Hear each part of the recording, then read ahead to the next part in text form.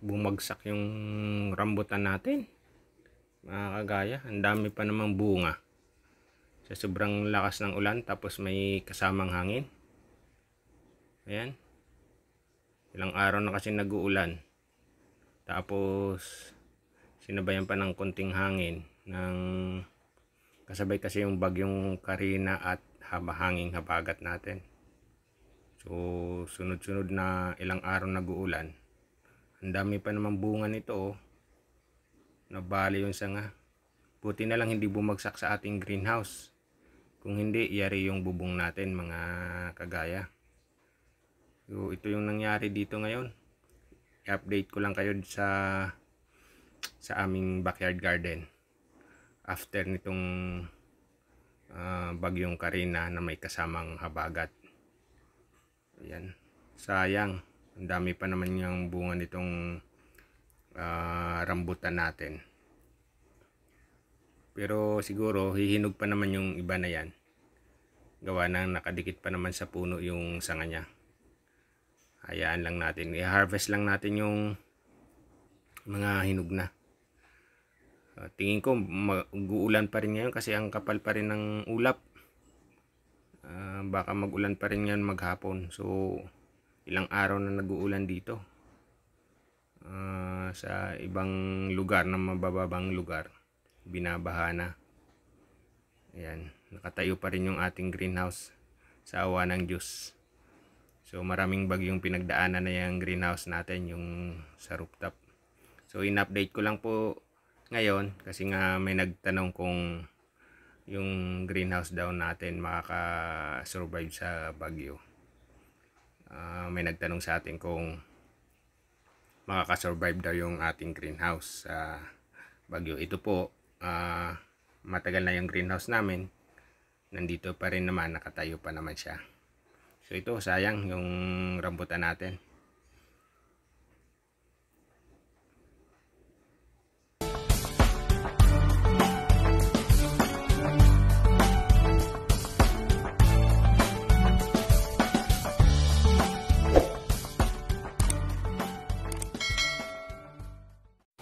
Isang pinagpalang araw at maulang araw, mga kagaya.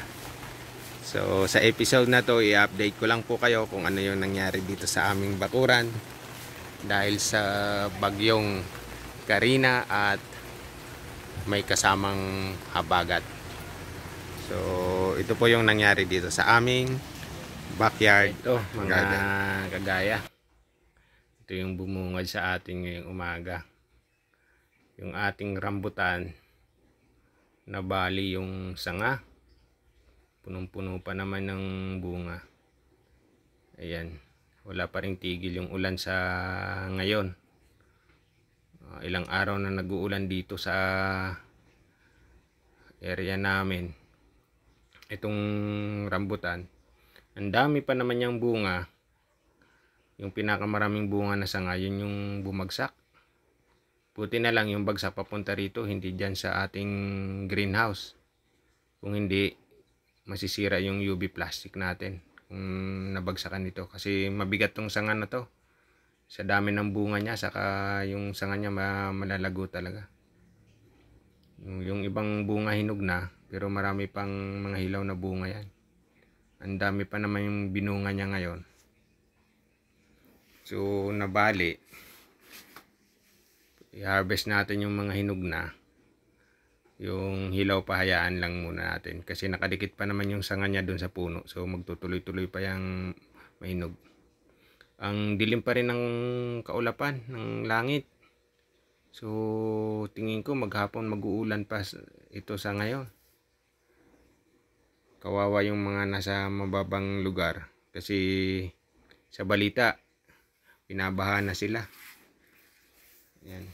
So nakasurvive yung ating greenhouse. Madaming bagyo na ring pinagdaanan yan kasi magtatatlong taon na po yan nakatayo. So naisipan natin mag-upload gawa nga may nagtanong sa atin kung kakayanin daw ng greenhouse natin yung bagyo. Marami na siyang pinagdaan ng bagyo, gawa na nga magtatatlong taon na. Kaya lang kahit matitibay na structure, pag sinabing bagyo, pag matinding bagyo, nagigiba talaga. So, hindi natin kayang sagutin ng direktang kasagutan yung tanong ni Kagaya kung makakasurvive yung ating greenhouse. Pero basta pag nag-construct po kayo ng greenhouse, tibayan nyo na po kasi nga prone sa bagyo dito sa Pinas. Ito naman yung naka-display dito sa harap. Yan na lang yung natira na display ko. Nabugbog ng hangin sa kaulan. Tingnan nyo po mga Kagaya kung anong nangyari. Ayan, hindi na natin mabebenta yan. Pero pwede pa natin kainin yan. So yan, tingnan natin ang malapitan yung nabiyak na sanga ng ating rambutan. Ayan, oh.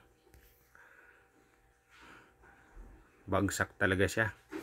So dito kasi sa ayan, oh, kung gaano kadami yung bunga niya. Mas maraming bunga yung nabaling sanga. O makikita niyo yung pinsala ng hangin dito. Dito kasi may paliga ngayon sa basketball court. So may mga tinda-tindahan, nagtayo sila rito ng tindahan. Tingnan niyo isang nakatayong tindahan dito, ayan. Nawasak. Gawa ng hangin yan sa kaulan. Ayan. Ito muntik-muntikan na rin yung bubong niya. Masira. Ayan. So walang tigil ang ulan mga Kagaya. Ano na naman yung babagal na naman yung paglaki ng ating mga lettuce gawa ng kulang sa sikat ng araw. O ito yung ating fish pond sa ating crayfish. Naulanan po yan, pero hindi po aapaw yan kahit na gaano kalakas ang ulan. Kasi yung pagka-design natin nito, mayroon po tong overflow. So kahit ilang araw na nag-uulan dito sa atin, hindi po yan na umaapaw. Gawa na may overflow yan dito sa unang filter natin. Tingnan nyo. Ayan yung may green na yan. So hanggang dyan lang yung tubig nyan. Hindi na aapaw. Kahit na malakas yung ulan. Ayan. So ito yung ating mga, ito yung design ng ating crayfish pond. Tingnan yung malapitan tong aking lettuce. Nabugbog. Ayan. Dapa yung mga dahon. Kahit may greenhouse tayo, napapasok pa rin ng hangin yan. Nababasa pa rin ng ulan. Ito naman yung ating fish pond, yung aquaponic. So ang taas na rin ng tubig niyan. Pero hindi rin aapaw yan mga Kagaya. Mayroon din yang kinabit tayong overflow. Doon sa may likod na yon. Doon yung overflow natin. So kahit anong ulan yan, hindi rin yan aapaw. Yan. Tingnan nyo yung lettuce natin. Pero kung uminit sa mga sunod na araw, makaka-recover yan. May mga ready na rin tayong punla at mayroon din tayong ipupunla uli. So kung hindi maging successful tong mga malalaki na natin, may kasunod na tayong itatanim. Naka-ready na rin yung pagtatransplantan nating mga styrocup na may kukupit. Naka-sterilize na po yan mga Kagaya. So anytime pwede na tayong mag-transplant. Natansya lang natin yung panahon para tuloy-tuloy. So ganun yung sistema natin dito. Para hindi tayo kahit na nag-uulan, nag-iinit, nagbabagyo, itatry natin magtanim na magtanim. Para may aanihin tayo. Kasi kung hindi tayo magtatanim, nako, wala tayong aanihin. So ito makakasurvive to mga Kagaya pagka uminit sa mga sunod na araw. Makakahabol yung paglaki nila. Kasi nga, nakulangan na ng araw yan. Halos isang linggo na nag-uulan-ulan dito. Pero makaka-recover yan. Pag dumating yung pag nagkaroon na ng sikat ng araw. Kaya lang sa ngayon parang buong maghapon uulan uli. Kasi sa sobrang makulimlim yung kalangitan. So kahit may greenhouse tayo, ayan, apektado pa rin tayo pag malakas ang ulan at hangin. So tingnan din natin yung dito sa taas mga Kagaya. Ayun yung sa baba kanina, yung sa harap, saka yung sa likod. Ito naman yung dito sa ating rooftop. Ayan o, for harvest na to, pero nabugbog na rin ng ulan at hangin. Ayan. So itong rooftop natin,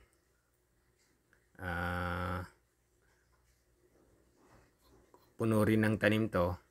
Tapos weekly rin yan yung nagta-transplant tayo, nagpapalit ng ng mga lettuce, gawa ng ang natin weekly harvest. So yung nandito sa ating kratky, kung papapansin yung mga kagaya, nakadapa na bugbog ng ulan at hangin. Pero tuloy-tuloy pa rin tayo sa pagtatanim. Ay yung mga nasa gilid, mga bagong maliliit na punla natin yan. So pag na-harvest na natin itong malalaki, yun naman ang susunod na ilalagay natin dito sa gitna pag naalis na itong ating mga malalaki. So kaya natin nakapag-update tayo ng dito sa ating backyard garden, gawa ng anong katanungan kung makakasurvive yung ating kung kakayanin ng ating greenhouse yung bagyo. So ito lang, update lang. So nakatayo pa naman yung ating greenhouse sa awa ng Diyos. Hindi tayo tinamaan ng malakas na hangin. Meron din malakas na hangin, gawa nga nakita nyo yun, yung ating rambutan, yung mga tinda-tindahan doon sa labas, pinagulong ng hangin. So may kalakasan din po siya.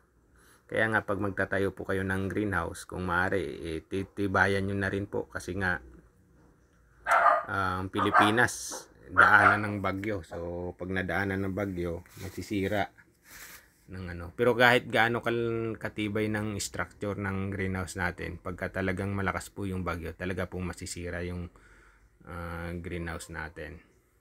So ito, magti 3 years na, nakatayo pa naman mga kagaya. Tapos kahit yung UV plastic natin, wala pang butas yan, hindi pa nabubutas, magti 3 years na rin. So matibay yung UV plastic natin. Ang kailangan lang natin talaga, kasi yung challenge sa atin ganyan. Dito sa amin, yung challenge dito yung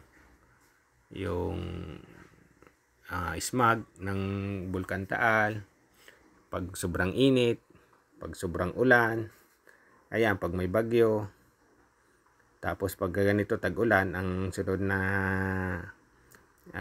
abangan naman natin na problema is yung fungus. Magkaka-fungus na naman yung mga tanim nating lettuce. So yun lang, aagapan lang natin, maintain lang yung kalinisan ng ating greenhouse. Tapos usual na ginagawa natin, kasi ito na yung design ng greenhouse ko.